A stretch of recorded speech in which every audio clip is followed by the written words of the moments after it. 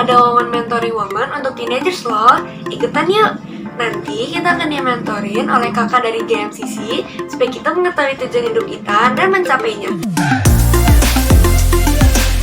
Ayo daftar, ini perdana loh!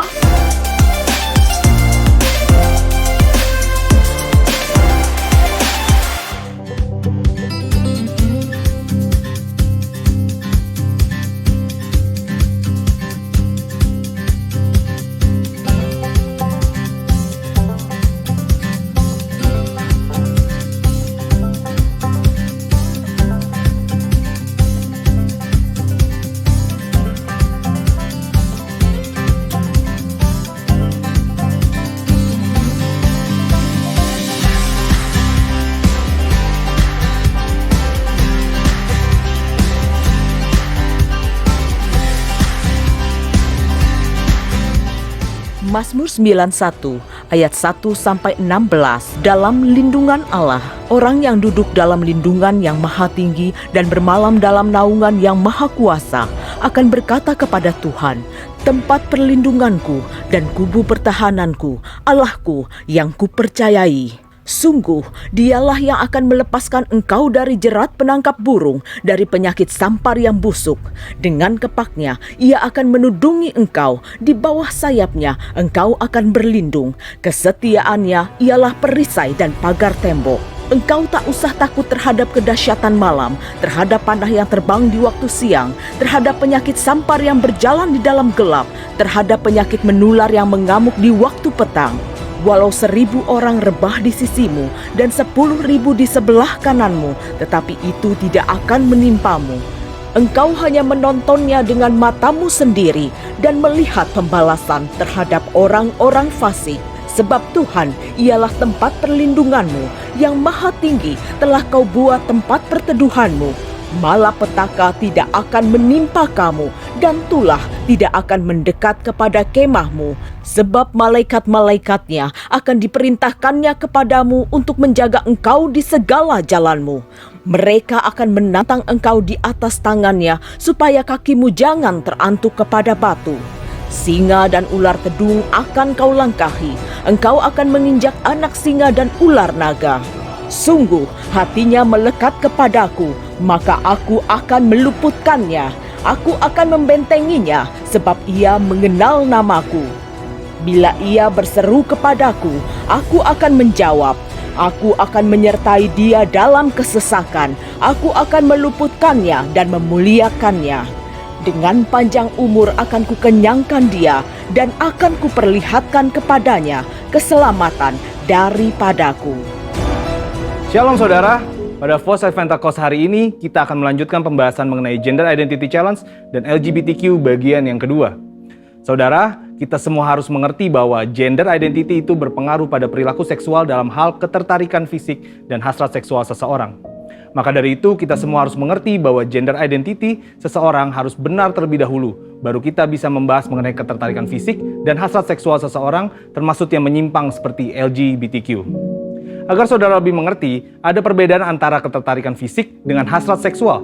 Ketertarikan fisik merupakan perasaan ketertarikan kepada seseorang karena faktor biologis atau secara fisik seperti penampilan, wajah, bentuk tubuh, suara, bau tubuh, tatapan, dan sebagainya yang bisa terjadi sesaat atau untuk waktu yang lama. Tapi yang saudara harus ketahui bahwa tidak selalu objek yang membuat ia tertarik selalu lawan jenis. Contohnya, ada seorang anak cowok yang ngefans banget sama boyband K-pop karena suara dan performa panggungnya. Sedangkan hasrat seksual adalah tindakan untuk merealisasikan ketertarikan fisik, baik itu bisa di dalam pikiran atau secara fisik berhubungan seksual. Ini merupakan suatu pilihan mau dilakukan atau tidak. Hasrat seksual yang sah hanya dapat dilakukan antara laki-laki dan perempuan yang sudah menikah. Dari sini kita bisa melihat bahwa gender identity merupakan kunci sebelum memasuki tahapan ketertarikan fisik dan hasrat seksual. Jika gender identity-nya sudah terjadi penyimpangan, maka secara otomatis ketertarikan fisik dan hasrat seksualnya terjadi penyimpangan. Jika ketertarikan fisiknya sudah benar sesuai organ reproduksi seksualnya, maka untuk merealisasikan hasrat seksualnya pun harus benar, yaitu hanya boleh dalam pernikahan. Sampai di sini terlihat sekali bahwa hasrat seksual LGBTQ, baik yang dituangkan dalam bentuk hubungan fisik maupun pikiran seperti fantasi dan juga semua hasrat seksual kaum heteroseksual yang terjadi di luar pernikahan, semuanya adalah salah dan merupakan dosa. Maka dari itu dalam Imamat 18 dan 20 ayat ke-10 sampai ke-21 jelas melarang segala perzinahan dan percabulan, ketertarikan fisik yang tidak wajar, dan pelaksanaan hasrat seksual yang menyimpang kepada orang tua, saudara kandung, saudara tiri, sepupu, sanak saudara, dan bahkan kepada binatang. Lebih lagi, Tuhan Yesus dalam Matius 5 ayat ke-27 sampai 30 menegaskan bahwa jika seseorang memiliki hasrat seksual di dalam hatinya, meskipun belum direalisasikan dalam tindakan fisik, hal tersebut juga adalah dosa. Nah, sampai di sini mungkin saudara bertanya, bagaimana langkah pemulihan bagi mereka yang mengalami Gender Identity Challenge dan LGBTQ? Ternyata langkah pemulihannya sama dengan semua yang jatuh dalam dosa, yaitu bertobat, berbalik dari dosa, dan datang kepada Tuhan Yesus untuk pengampunan dosa serta memberi diri untuk bertumbuh ke arah Dia. Dan juga dalam hal hasrat seksual, orang-orang percaya dipanggil untuk menyalipkan segala keinginan daging yang berdosa serta mengendalikannya sebagai bagian dari disiplin rohani. Maka dari itu yang paling terpenting ialah bagaimana langkah kita sebagai anak mudanya Tuhan dalam menanggapi LGBTQ ini. Saudara bisa melakukan 3M. M yang pertama adalah mengasihi. Saudara pasti sudah sangat mengerti bahwa kita dipanggil untuk mengasihi sesama, namun mengasihi bukan berarti berkompromi terhadap kebenaran firman Tuhan. Karena tindakan untuk membenarkan perilaku penyimpangan seksual bukanlah tindakan kasih, melainkan tindakan menghancurkan. Untuk itu, GBI sendiri telah memandang disorientasi seksual kaum LGBTQ adalah dosa. Namun, GBI meyakini bahwa kuasa Yesus dan pekerjaan Roh Kudus mampu mengubahkan orang berdosa. Jadi, wujud kasih kita yang benar kepada kaum homoseksual bukan memandang perilaku itu benar berdasarkan hak asasi manusia, namun justru menolong mereka keluar dari perbuatan dosa itu sesuai 1 Korintus 6 ayat 9 sampai ke 11. Selain itu, gereja atau kita sebagai orang percaya dapat menjadi wadah dan sarana yang positif dalam melahirkan pertumbuhan iman dan penguatan nilai-nilai rohani yang baru. M yang kedua adalah membantu. Gereja atau orang percaya dipanggil untuk membantu dengan memberikan pengajaran-pengajaran yang benar mengenai gender identity, batasan ketertarikan fisik dan hasrat seksual, sehingga orang-orang yang bergumul dapat kembali pada gambaran rupa dan gambar Allah sebagaimana Allah menciptakan manusia pada awalnya. Dan M yang ketiga adalah mengingatkan. Sebagai komunitas orang percaya, saudara juga dapat saling mengingatkan bahwa perjalanan hidup orang Kristen adalah mencapai keserupaan dengan Kristus. Yang berarti bahwa proses pengudusan hidup tidak akan pernah berhenti di sepanjang kita hidup di dunia ini. Meskipun ada pilihan berbuat dosa, namun kita memilih untuk menghindari dosa tersebut. Kesimpulannya, Tuhan membenci serta menganggap dosa semua perbuatan zina, cabul, penyimpangan seksual, dan siapapun yang tidak dapat mengontrol hasrat seksualnya. Sebagai komunitas orang percaya, kita tidak dapat terhindar dari orang yang memilih hidup dalam penyimpangan seksual, namun respon dan sikap kita adalah tetap mengasihi mereka, membantu mereka untuk mengendalikan perilaku seksual mereka, serta mengingatkan bahwa perjalanan hidup setiap orang percaya adalah ke arah Kristus. Saudara, untuk penjelasan lengkapnya dari tim teologi kami, silakan cek link yang ada di atas atau scan QR Code yang tersedia. Salam integritas, Tuhan Yesus memberkati. Shalom. Haleluya. Belakang juga boleh shalom. Haleluya. Haleluya. Karena yang saya pelajari adalah mereka melakukan hal ini tidak terbatas pada usia. Yang muda ke tua, yang tua ke muda, mereka lakukan ini. Dan ini mencerminkan bahwa saudara dan saya adalah orang-orang yang berintegritas. Amin. Saudara dan saya adalah orang-orang yang menghormati sesama kita. Karena Tuhan memberikan hak yang sama kepada setiap kita, yaitu menjadi anak-anaknya, menjadi ahli waris kerajaan sorga. Dan kalau pagi ini kita ada di tempat ini, saudara dan saya sedang mempersiapkan jalan kita untuk bertemu nanti di sorga yang kekal. Yang setuju bilang amin. Yang setuju boleh tepuk tangan buat Tuhan. Mari kita angkat tangan kita sama-sama di hadapan Tuhan.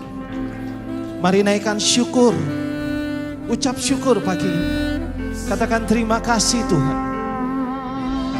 Mari bilang terima kasih Tuhan.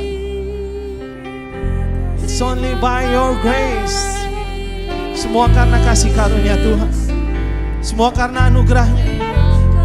Kita diberkati, kita boleh ada hingga saat ini. Semua karena Tuhan sayang sama saudara dan saya. Dan kalau Tuhan sayang sama saudara dan saya, Dia akan terus-menerus memimpin saudara dan saya. Sekalipun kita ada dalam lembah kekelaman, dalam hal-hal yang buruk, atau dalam menghadapi masa-masa yang sulit, tetap percaya dan setia Tuhan kita dahsyat. Terima kasih Tuhan. Terima kasih Yesus. Haleluya.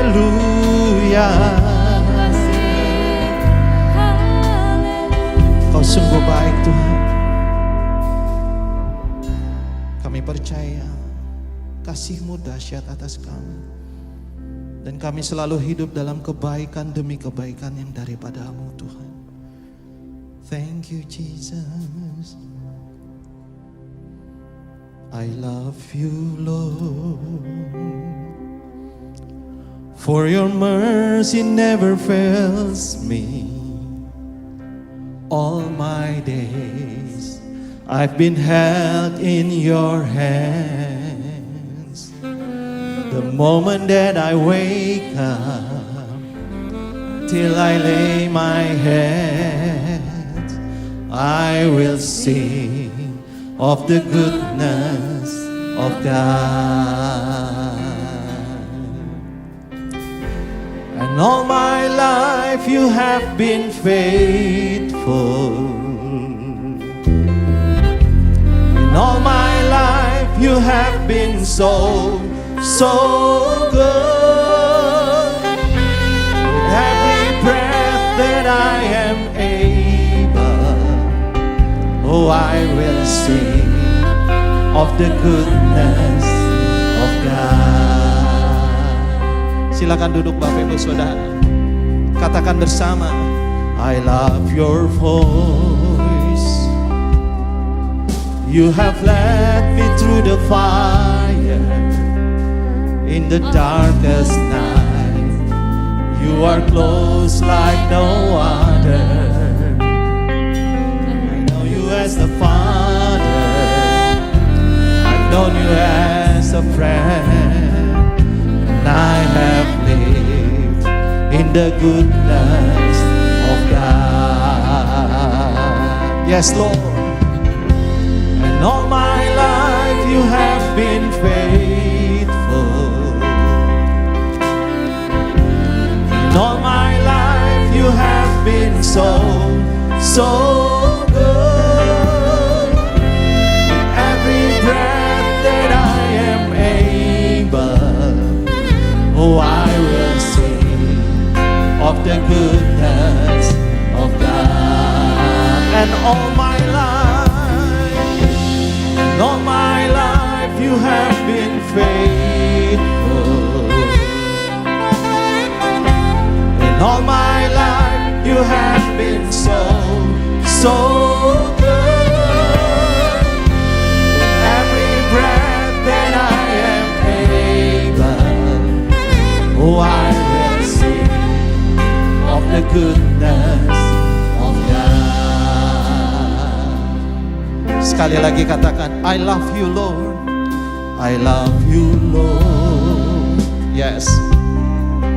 For your mercy never fails me. All my days I've been held in your hands. The moment that I wake up until I lay my head, I will sing, yes, of the goodness of God. Angkat tanganmu, katakan sama-sama. All my life you have been faithful. All my life you have been so good. Every breath that I am able, I will sing of the goodness. Oh, my life, oh Lord. All my life you have been faithful.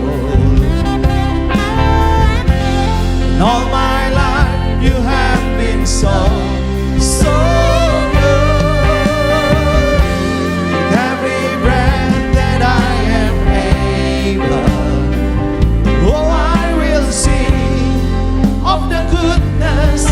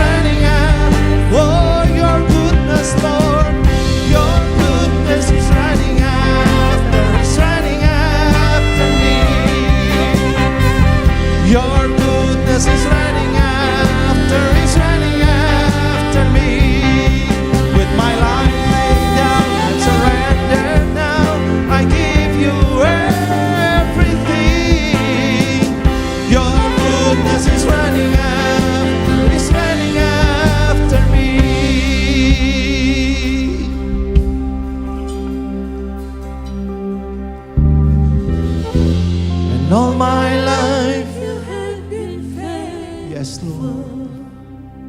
You're so good, Lord. All my life you have been So good. Every breath that I am able, I will sing of the goodness of God.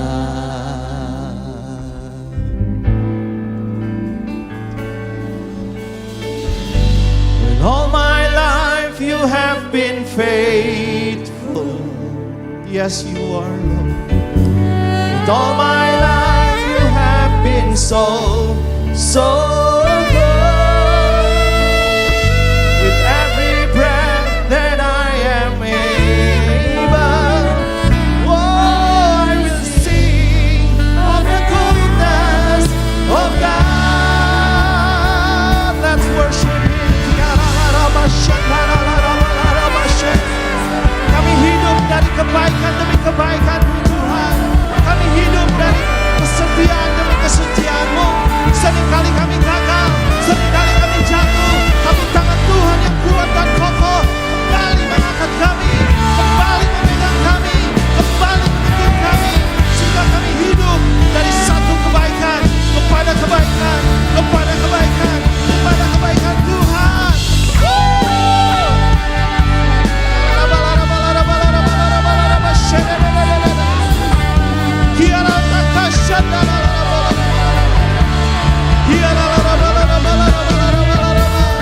Mari siapa kita semua bangkit berdiri, angkat kedua tanganmu dan sembah Dia lebih lagi.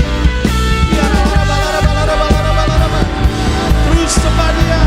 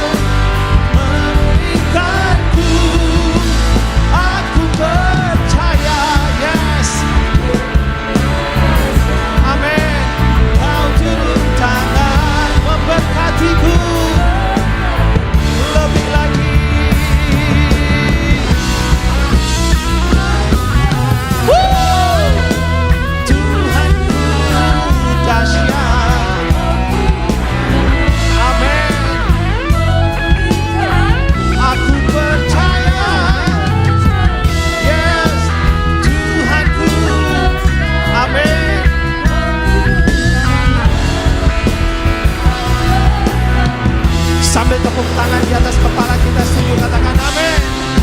Aku percaya Tuhanku dahsyat, Kau turun tangan. Amin. Oh, aku percaya Tuhan, Tuhanku dahsyat, Kau turun tangan. Sekali lagi dengan iman katakan, aku percaya Tuhanku dahsyat. Oh, aku percaya Tuhanku dahsyat, Kau turun tangan memberkati. Yes, Kau turun tangan memberkatiku. Kau turun tangan memberkatiku.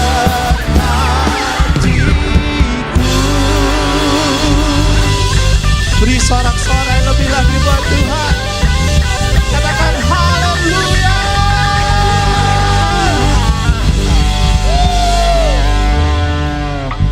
Yang percaya kita punya Tuhan yang dahsyat, katakan haleluya. Amin. Wow, walaupun mulut saudara tertutup dengan masker yang sedemikian hebatnya, tapi suara saudara tetap terdengar. Amin. Karena itu nggak ada salahnya saudara bilang begini sama orang-orang yang di sekitarmu, bilang begini. Tuhan mengasihi kamu. Jangan lupa saranginya ya. Haleluya. Annyeonghaseyo. Saudara, penyertaan Tuhan dahsyat. Karena itu biarlah kita bersorak-sorai karena kita punya Tuhan yang luar biasa. Woo!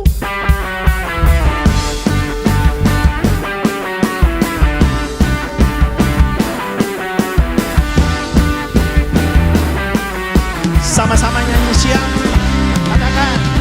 Seindahnya pelangi, secerahnya mentari, namun kau yang terindah, hanya kau yang termegah.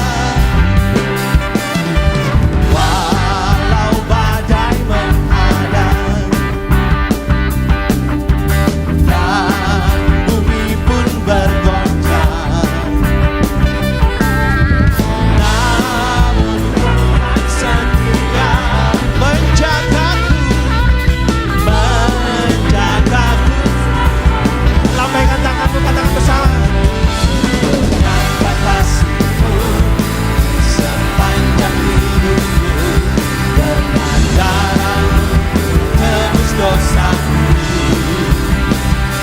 Sungguh nyata kasih-Mu sepanjang hidupku, dengan hatiku hanyalah untuk-Mu. Yang setuju katakan, Dia Tuhan yang luar biasa, amin. Saya rindu yang wanita saja katakan lagu ini. Come on.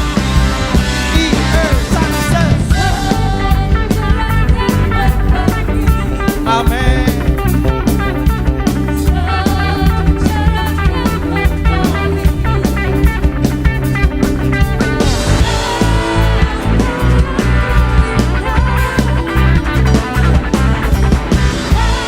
Para pria sekarang, come on, yang kuat katakan.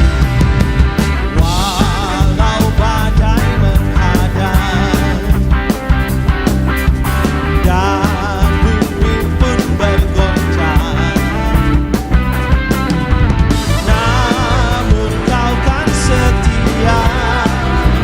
Katakan, menjagaku selamanya. Sama-sama katakan. Nyata kasih-Mu sepanjang hidupku, dengan darah-Mu tebus dosaku. Sungguh nyata kasih-Mu sepanjang hidupku, dalam hatiku hanyalah untuk-Mu. Biar hari-hari ini saudara dan saya menjadi penyembah-penyembah yang benar, yang menyembah Bapa di dalam roh dan kebenaran. Ingat, di dalam roh dan itu hiduplah di dalam kebenaran yang hanya ada di dalam firman Tuhan. Rajin baca firman dan jangan tinggalkan firman Tuhan dalam hidupmu. Yang setuju katakan, amin. Angkat tanganmu katakan, yang kekasih-Mu.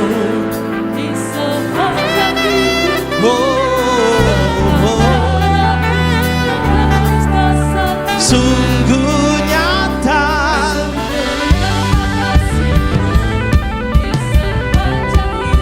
amin. Senang hatiku hanyalah untuk-Mu. Sungguh nyata kasih-Mu di sepanjang hidupku, dengan darah-Mu Kau tebus dosaku. Sungguh nyata kasih-Mu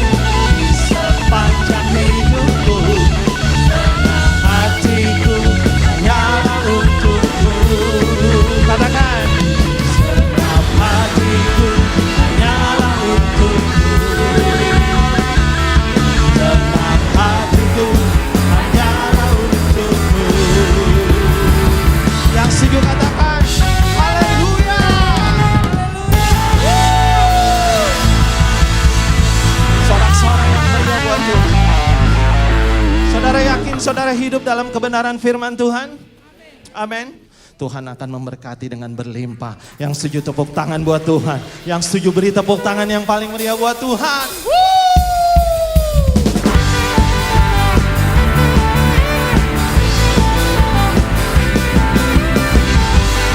Thank you Jesus. Haleluya. Katakan, kasih setiamu nyata bagiku, hikmat kebajikan tersedia bagiku.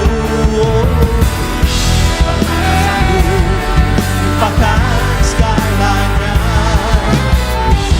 dan anugerahnya sangat besar bagiku. Katakan,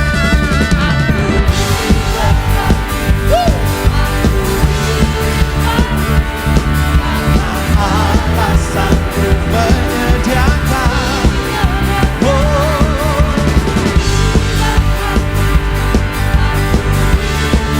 Amin. Tuhan bagiku.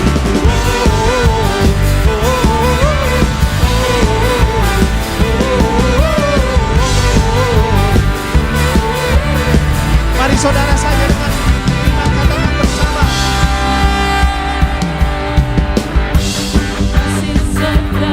Amin. Yes, hikmat dan kebajikan. Sebab apa?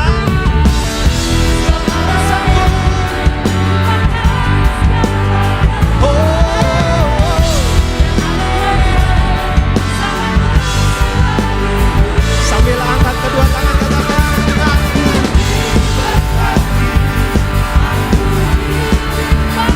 Yes. Menyediakan, aku diberkati.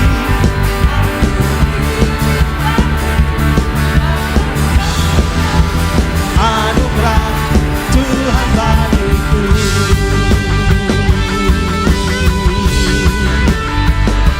Dia Tuhan yang dahsyat, amin. Dia Tuhan yang luar biasa. Haleluya.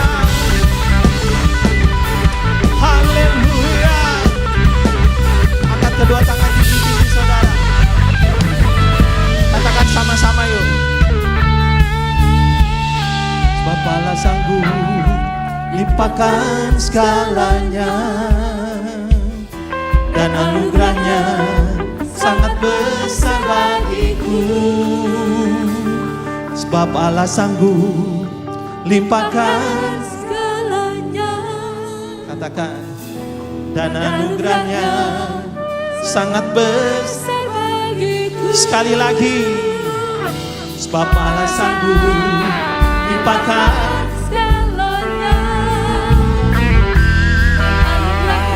Amin. Sangat besar bagiku. Aku diberkati. Aku dilimpahi Amin. karena alasanku Menyediakan. menyediakan. Oh, aku dilimpahi. Yes.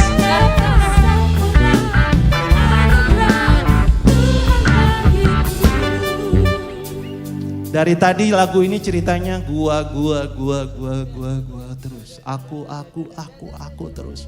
Padahal tadi kita udah begini nih. Artinya ada orang lain di sekitar kita. Sekarang coba saudara sebor. Saudara tahu apa arti kata sebor? Itu bahasa Jakarta saudara. Sebor tuh gini. Ember, isi penuh, siram. Nah itu sebor. Bener gak ya? Nah ini orang Jakarta asli nih. Haleluya. Siap ya buat orang belakang, kiri kanan, depan juga. Amin. Katakan, aku diberkati. Aku dilimpahi karena Yes. alasanku untuk menyediakan. Kamu diberkati Kamu dilimpahi atas sempurna anugerah Tuhan bagimu.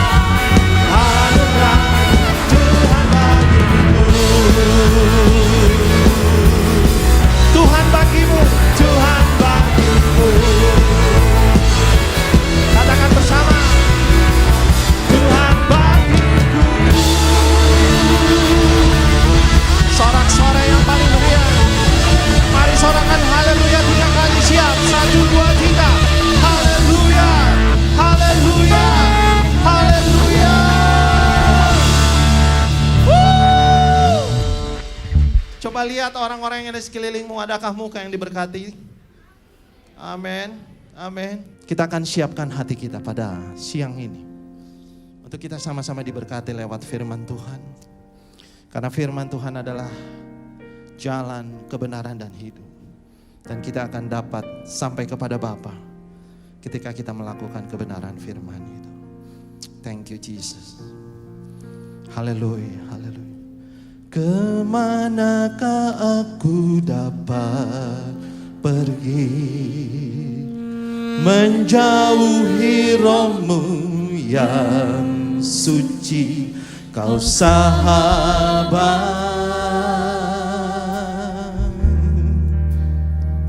dan kau dekat.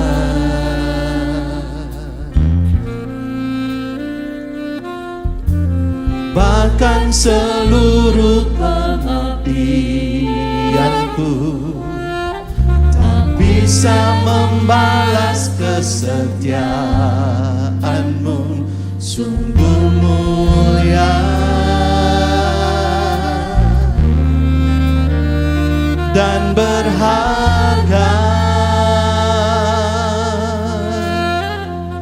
sungguh besar pengorbananmu bagiku, terlalu dalam untuk dimengerti, sungguh besar,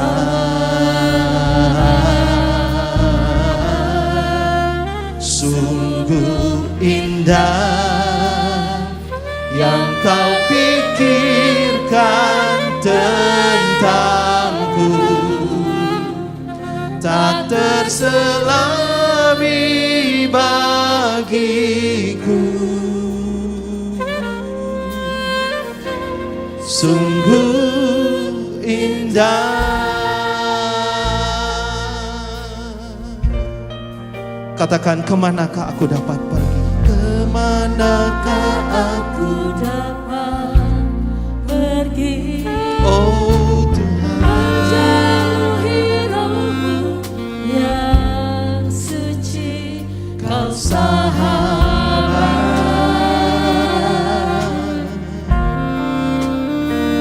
dan kau dekat.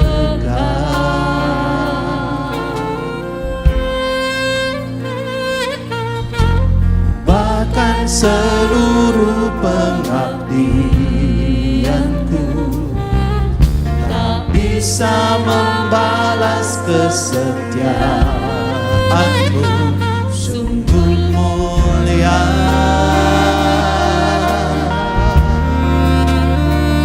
dan berharga, sungguh besar pengorbananmu bagiku, terlalu dalam untuk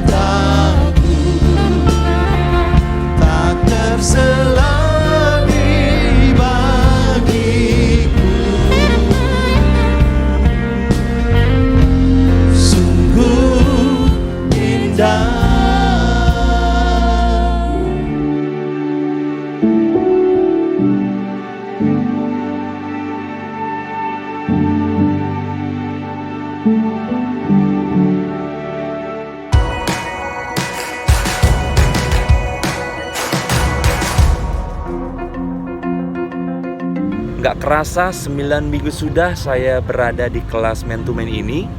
Begitu banyak hal-hal baru yang saya terima dan saya dapati di kelas ini. Paradigma saya dibukakan, yang saya pikir selama ini saya sudah mengerti, saya sudah pahami, saya sudah pelajari. Ternyata ada aja setiap minggunya yang saya dapati. Untuk itu saya mengajak, bahkan mendorong untuk kaum bapak, ayo segera ambil bagian yang indah ini.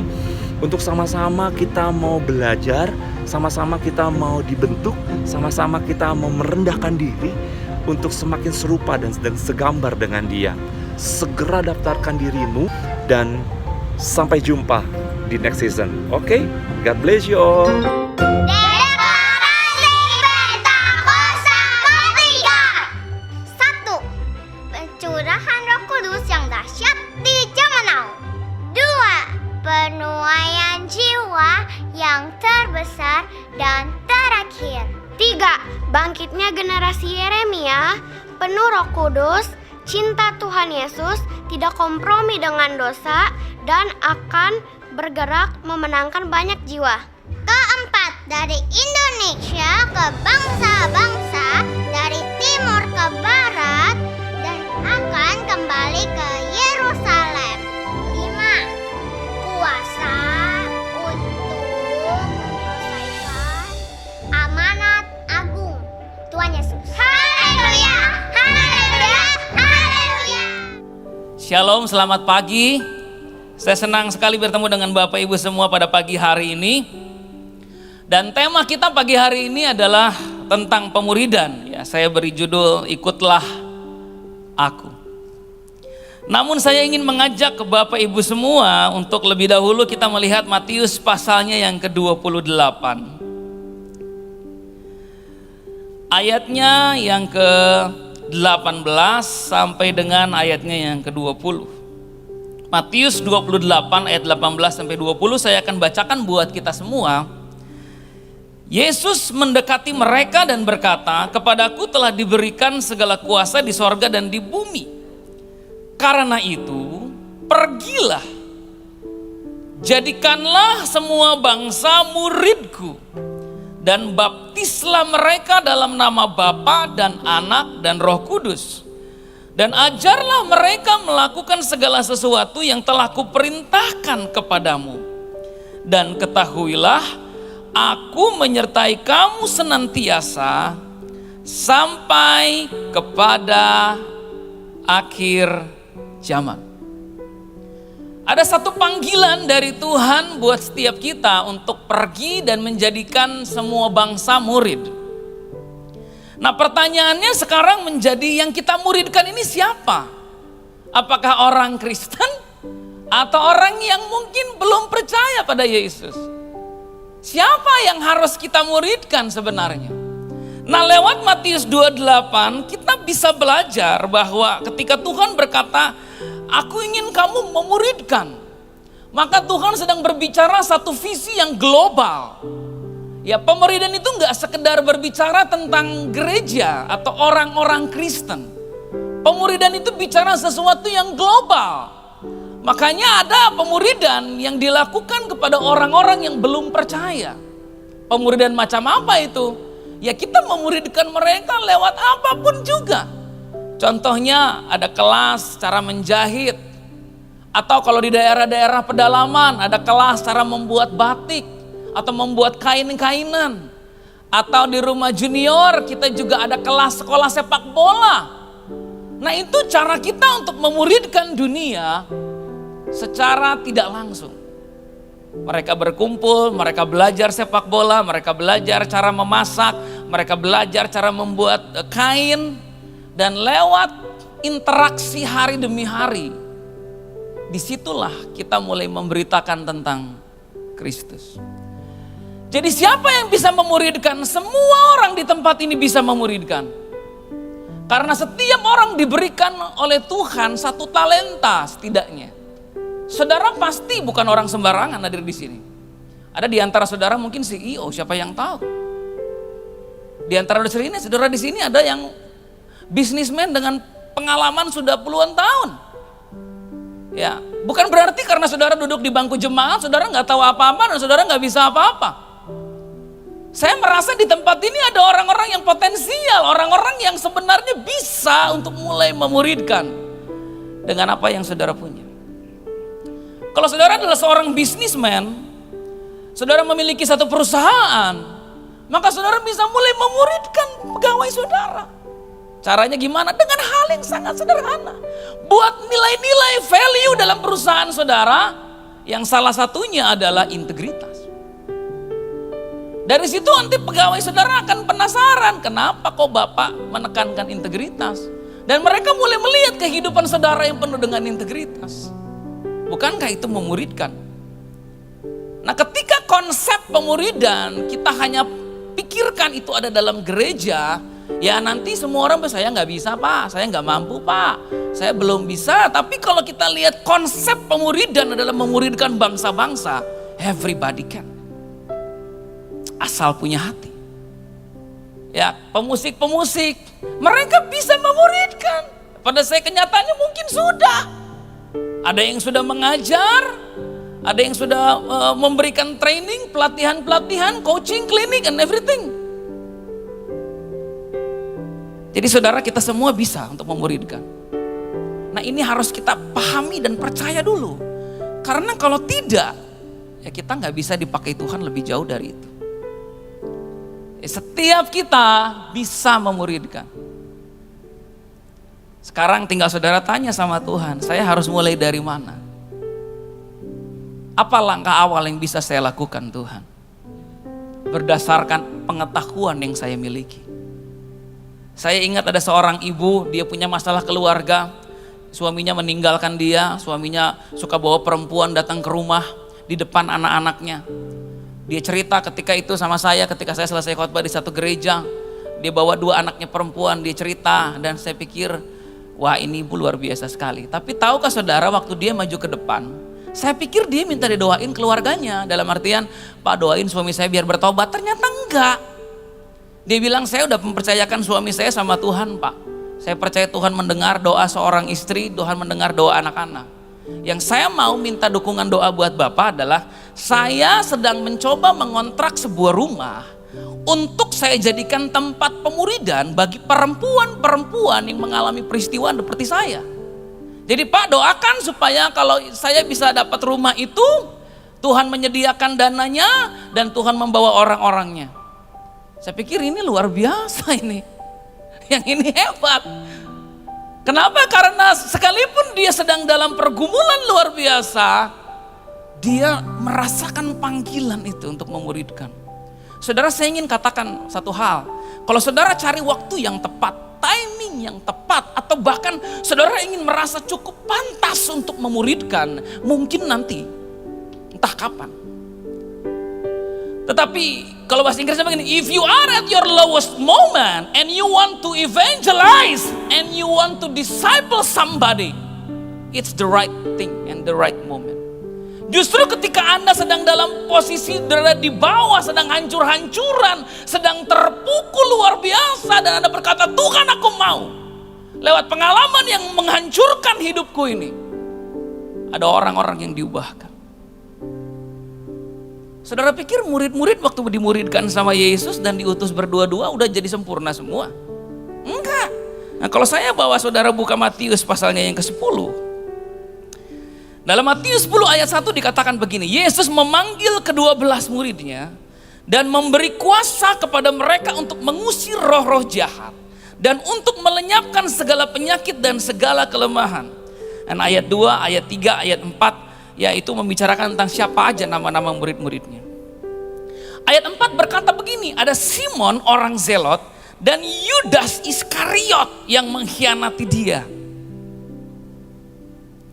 Lalu Yesus berkata begini, ayatnya yang ke-7, pergilah dan beritakanlah kerajaan sorga sudah dekat. Hai orang-orang gak sempurna, hai orang-orang yang karakternya hancur, hai orang-orang yang ngomongnya masih belum bisa dikontrol, hai orang-orang yang keluarganya lagi bergumul, hai orang-orang yang ditinggal oleh pasangannya, hai anak-anak yang keluarganya broken home. Dengarkan baik-baik, sembuhkanlah orang sakit, bangkitkanlah orang mati, tahirkanlah orang kusta, usirlah setan-setan. Ini panggilan bukan buat orang sempurna. Karena kalau ini panggilan buat orang sempurna, nggak ada yang qualified satupun dari mereka. Ada begitu banyak bukti di Alkitab yang menanjakan ini murid-murid ini, aduh. Saudara, mereka itu pernah berdebat siapa yang paling hebat. Murid macam apa itu? Coba bayangkan gembalaku misalnya Pak Jemi, semua lagi berantem. Pak Demi datang, kenapa ini bapak-bapak kok berantem? Kami cuma pengen tahu Pak siapa yang coolnya paling hebat. Konyol nggak itu Pak Jemi? Nah yang begitu, model begitu tuh yang dipakai menyembuhkan orang sakit. Disuruh memuridkan itu. Dan salah satu di antara mereka koruptor. Yudas Iskariot itu koruptor dalam pelayanan Yesus. Nah, kalau saudara baca tentang buku yang membahas tentang Jesus Ministry, saudara akan tahu bahwa pelayanan Yesus itu kaya loh. Itu bukan pelayanan orang miskin. Itu istri-istri pejabat, pejabat-pejabat, orang-orang itu nabur di pelayanan Yesus. Pelayanannya tuh punya banyak duit, makanya bisa dikorupsi. Kalau kagak ada duitnya apa yang mau dikorupsi sama Yudas? Kecuali Yudasnya Pak Ogah, dikasih cepek juga mau. Ya, bayangkan ada koruptor di situ. Dan ada seorang yang nanti akan menjadi pengkhianat. Petrus. Kita semua tahu ini orang paling keras kepala mungkin dalam kelompok Yesus. Tapi disuruh pergi sembuhkan orang sakit. Kenapa saudara? Karena metode pemuridan yang Yesus lakukan kepada para murid adalah sebuah metode pemuridan di mana dia mempercayakan dirinya kepada mereka. Dan dia berkata begini, lakukan apa-apa. Kalau tiba-tiba ada orang-orang yang komplain sama kamu, saya akan berdiri di depan kamu. Saya akan bela kamu. Saya akan bilang sama mereka bahwa saya akan proses kamu, saya akan bentuk kamu. Tapi aku tidak akan pernah kehilangan harapan dan imanku atas kamu. Pergi. Nanti kalau saya dibilangin saya belum ngerti teologi, pergi. Nanti kalau saya dibilangin saya masih keluarga lu aja belum bener, lo mau pelayanan, pergi. Nanti saya yang diri di depan kamu, saya yang bela kamu. Saudara, ada sebuah peristiwa menarik waktu Yesus memanggil Petrus. Waktu itu namanya Simon. Lalu Yesus bilang kamu akan disebut Kefas. Artinya batu karang, Petrus. Nah Petrus ini di Alkitab itu sebenarnya udah punya istri. Makanya dikatakan ibu mertua Petrus sakit, Yesus datang menyembuhkan. Jadi Petrus ini kan dulunya pengusaha dia ini kan dulunya orang yang suka mencari ikan, menjala ikan. Dia itu adalah seorang nelayan, bisnisman. Lalu Yesus panggil Petrus dan berkata ikut aku, kamu akan jadikan penjala manusia. Nah kalau kita baca begitu saja peristiwa itu, maka kita akan berpikir Petrus langsung ninggalin bisnisnya, langsung ikut aku. Lalu itu istrinya mau kasih makan siapa? Anak-anaknya siapa yang mau kasih makan itu? Tetapi satu teolog berkata ketika Petrus memutuskan untuk meresponi panggilan itu, dia merasakan ada sebuah jaminan ilahi yang berkata begini, Lord, aku tidak akan mati kelaparan ketika mengikut engkau. Ketika aku meresponi engkau, aku akan melihat keluargaku being taken care. Aku akan melihat keluargaku dipelihara. Makanya Yesus sering bicara khotbah tentang hal-hal sederhana. Jangan khawatir akan hidupmu, akan apa yang akan kamu pakai, apa yang kamu makan. Nah itu bukan cuma bahasan di khotbah di bukit buat ribuan orang. Itu bahasan pemuridan dia dengan murid-muridnya. Karena satu waktu Petrus mungkin berpikir begini, Tuhan saya lagi bergumul, kenapa? Ya sejak saya gak jadi nelayan lagi, kami ada masalah kekurangan dalam finansial. Berapa yang kamu butuh?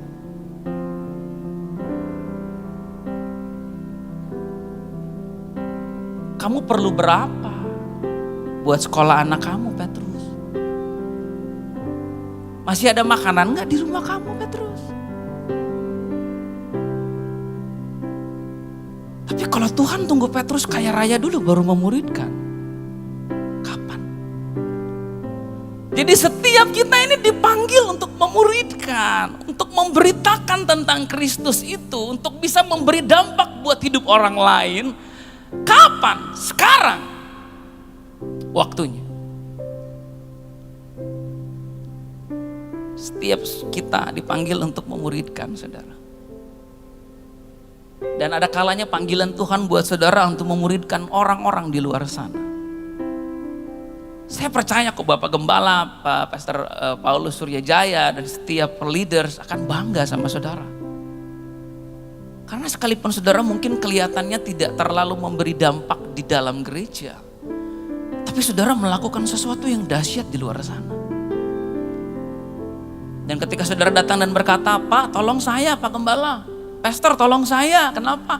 Saya lagi buat satu kelompok pemuridan, saya coba untuk memberikan pengertian, nilai-nilai kebenaran untuk orang-orang yang saya bimbing di luar sana. Bisa nggak sekali waktu bantu? Bisa nggak sekali waktu share, bagikan sesuatu sama mereka? Kan itu dahsyat. Amin.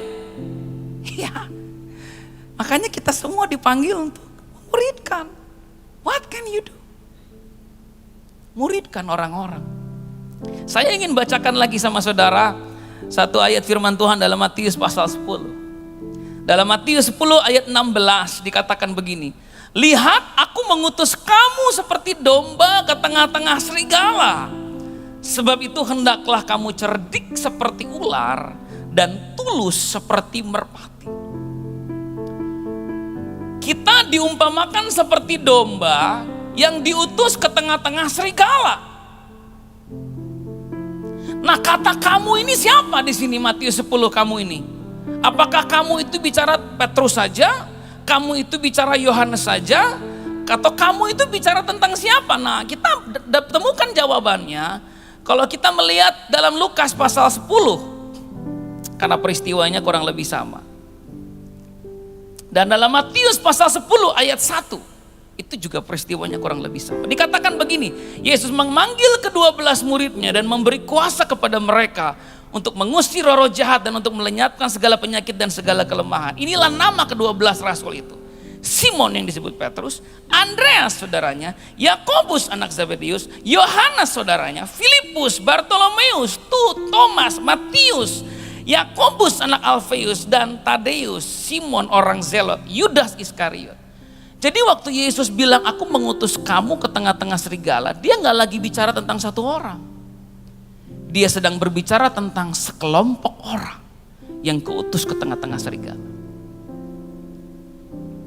Karena kalau satu orang diutus ke tengah-tengah serigala selesai. Kita coba lihat tentang domba dulu. Karena kita kan kalau mikir domba itu imut-imut, lemah, gak berdaya ya. Tapi kalau kita lihat tentang domba di Alkitab, kita akan dapati domba adalah binatang yang cerdas.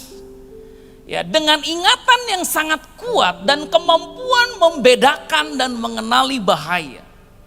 Yang kedua, domba itu memiliki natural insting untuk berkelompok saat menyadari ada bahaya.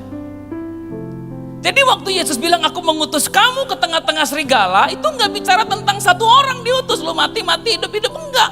Dia bicara tentang satu kumpulan, satu kelompok, setidaknya berdua-dua atau bertiga-tiga. Ya, penelitian dari Keith Hendrick dan tim pada tahun 2001 menyatakan bahwa domba dapat mengenali dan mengingat 50 wajah selama lebih dari 2 tahun. Domba juga dapat lebih mudah menemukan jalan keluar kalau temannya ada di pintu keluar. Next, tentang domba. Nah, domba diketahui memiliki kecenderungan untuk membangun pertemanan dalam jangka waktu yang lama dan memiliki loyalitas untuk saling menjaga satu sama lain. Dan sebuah studi menyatakan bahwa nenek moyang domba itu sangat tangguh karena memiliki tanduk yang cukup besar dan kuat. Kita diutus seperti domba ke tengah serigala. Tapi bukan sendirian. Berdua-dua atau bertiga. Yesus berkata, di mana 2-3 orang berkumpul dalam namaku, di situ aku ada. Kenapa ayatnya bicara begitu? Karena kalau kita sendirian ada di dunia ini, menjadi Kristen tidak akan menjamin Anda bertahan. If you want to be a Christian, a lonely Christian in this world, forget it. Lupakan saja. Kekristenan tidak pernah didesain untuk menjadi orang-orang yang suka menyendiri dan mengisolasi diri. Saudara, saya ini paling nggak suka ketemu orang, dalam tanda kutip, karena saya orang yang introvert dan saya lebih suka dengan kesendirian. Itu saya suka sekali. Saya tuh nggak diajak kemana-mana, nggak apa-apa, hidup saya happy, bahagia saya. Tetapi ketika Tuhan memberikan satu panggilan untuk bersekutu, karakter saya harus tunduk kepada perintahnya. Jadi apa yang saya lakukan? Saya bercoba untuk bergaul sama orang. Saya berusaha untuk bisa berbaur sama orang. Kenapa? Karena seekor domba yang sendirian lebih mudah diterkam oleh musuh daripada seekor domba yang berkumpul bersama-sama. Jadi saya berusaha untuk bisa memiliki waktu untuk setidaknya ngobrol dengan Bapak Gembala, ya, atau ketemuan kayak dengan siapa, ngobrol kayak dengan siapa. Dengan kata lain begini, Anda yang harus membawa diri Anda keluar dari isolasi. Get out, keluar dari ruang isolasi. Itu membuat saya sendiri aja, Pak. Saya nggak perlu pemuridan, saya nggak perlu ketemu orang, saya nggak perlu dibimbing sama orang, saya sendirian aja, Pak. Ada YouTube sekarang. Nggak bisa. Kita harus memaksa diri kita keluar dan bertemu dengan orang-orang, berkumpul dengan domba-domba yang lain. Makanya Yesus bilang, pergilah jadikanlah semua bangsa muridku. Kenapa Yesus bilang begitu? Karena dia tahu orang-orang ini akan menjadi seperti domba yang diutus ke tengah-tengah serigala. Dan tidak mungkin seekor domba diutus sendiri. Mereka harus berkelompok. Saudara, saya rindu agar kita semua hari ini punya kerinduan untuk menjadi murid. Kita punya kerinduan untuk dimuridkan. We learn 10% of what we read.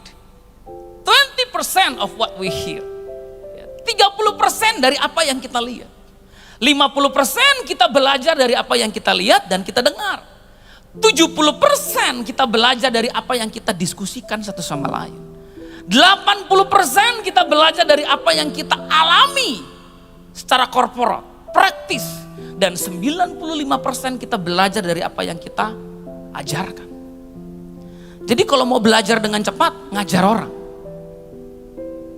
Makanya Yesus bilang, kamu harus jadi murid.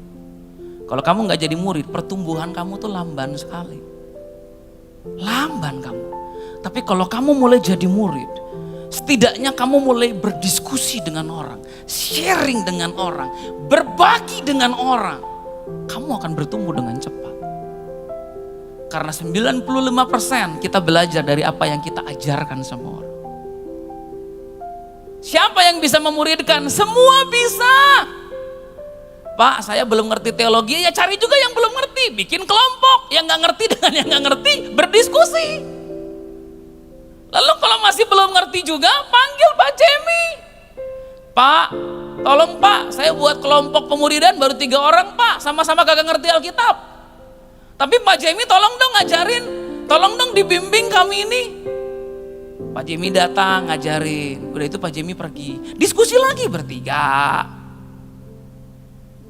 Kalau saudara keluarga-keluarga muda, saudara bingung gimana cara untuk bisa memiliki keluarga yang harmonis, gimana cara membangun keluarga di usia muda, ya cari keluarga muda yang lain.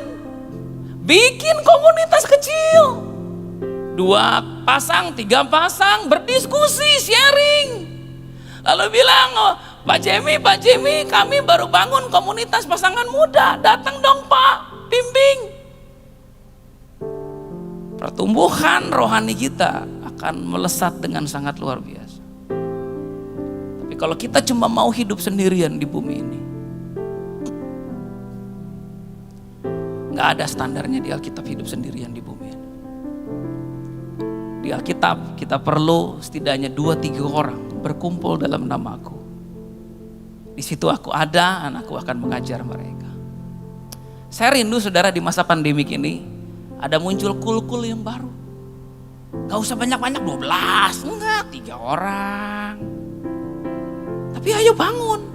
Mulai pulang dari sini nanya Tuhan, gimana caranya saya bisa belajar ya Tuhan ya. Saya bisa menemukan rekan untuk saya bisa berdiskusi. Siapa yang bisa memuridkan? Semua bisa. Kapan kita harus memuridkan? Sekarang juga. Mulai dari mana? Mulai dari yang di depan mata. Baru kita akan melangkah lebih jauh. Tapi jangan pernah hidup sendirian. Karena kalau hidup sendirian biasanya didatengin setan. Enggak, saya bercanda. Biasanya kalau hidup sendirian saudara enggak bertahan. Oke? Mari kita bangkit berdiri. Kita berdoa. Bapa, aku berdoa pagi hari ini dalam waktu yang sangat singkat ini. Bawa kami untuk mulai menyadari. Kami tidak pernah dipanggil Tuhan untuk hidup sendirian. Menjadi Kristen sendirian. Tapi kami dipanggil untuk dapat berkomunitas. Untuk dapat saling memuridkan dan saling mengajar. Biarlah hari ini apapun yang sedang kami alami, pergumulan apapun yang sedang kami hadapi, Tuhan, itu tidak membuat kami semakin mengisolasi diri kami dan menyendiri, tapi membuat kami justru semakin untuk ingin menjadi murid dan juga ingin mengajar, berbagi dengan satu sama lain. Bapa, aku berdoa, persiapkan para pemimpinmu, persiapkan para gembala kul, persiapkan setiap orang di gereja ini, agar kami semua dapat memampukan setiap orang yang ada di gereja kami untuk menjadi murid-murid dan akhirnya menjadi pengajar-pengajar. Tuhan, terima kasih karena Engkau gak pernah panggil orang yang sempurna. Engkau panggil orang-orang seperti kami yang masih penuh dengan pergumulan. Tapi kami tahu di tengah-tengah pergumulan ada sukacita yang besar. Karena kami percaya panggilan Tuhan atas kami akan juga membawa kami hidup di dalam kelimpahan anugerah. Terima kasih ya Bapa untuk hari ini. Dalam nama Tuhan Yesus Kristus. Setiap orang yang ingin menjadi murid-murid Tuhan, bersama-sama katakan amin. Mari angkat tangan saudara, biar berkat kasih karunia dari Allah Bapa, penyertaan anak yang tunggal Yesus Kristus, dan persekutuan yang manis oleh Roh Kudus menyertai kami dalam nama Yesus. Amin.